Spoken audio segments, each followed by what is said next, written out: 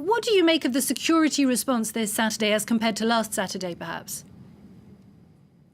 Good evening. Well, obviously this weekend was much better organized than it was last week. They seemed more in control. They used very early on various tactics to try to avoid huge gatherings of crowds, especially in Paris.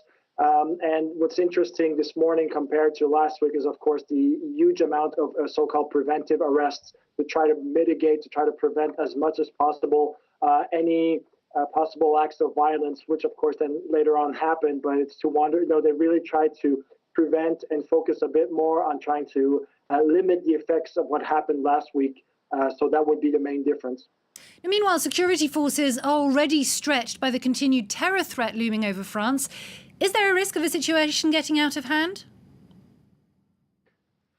Well, again, it depends, how the security services will collaborate. There's usually a contingency plan for issues like this to be able to allocate the required number of resources to each security threat and to be able to manage it. Of course, if it reaches a point where it's no longer just on a Saturday or on a Sunday, but that the demonstrations do carry on into a week where there's no longer a 5-day so-called cooling down period where everybody can reassign the resources, then it'll become a lot more difficult. But usually security forces have plans for this. The key part, however, is just how well they collaborate together.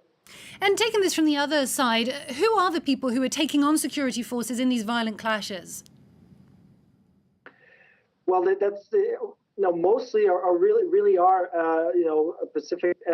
Really peaceful demonstrators, and they're there to express their anger. Of course, anytime you have such a huge gathering that's in our day and age with social media that does gain so much steam and even more presence, it opens the door for a lot more radical and extremist groups to start acting out violently, and it's an opportunity. You see it not only in this circumstance with the yellow vests, but you see it, for example, in sporting events in North America when a team wins a championship. There's a lot of looting going on afterwards. It's usually a crowd effect where a minority that will be violent, that will commit crimes, usually finds a way to integrate itself into a more peaceful and a crowd that has something to say. And that's always that minority that will define how the demonstrators are perceived.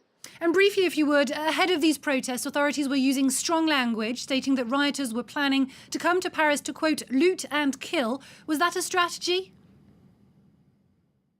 Of course, it's a way to justify the means. If they say this week, well, we're going to increase our police presence by 5,000, 6,000, or 8,000 officers, that we're going to impose more radical prevention methods and so on and so forth. It's a way to set the table and justify the harsher methods that were in a way seen this week. The more, what I mean by harsh is not necessarily more police violence but more preventive measures that can be seen as very hard, and therefore setting up the table with a popular discourse hinting at increasing violence is part of the tactic.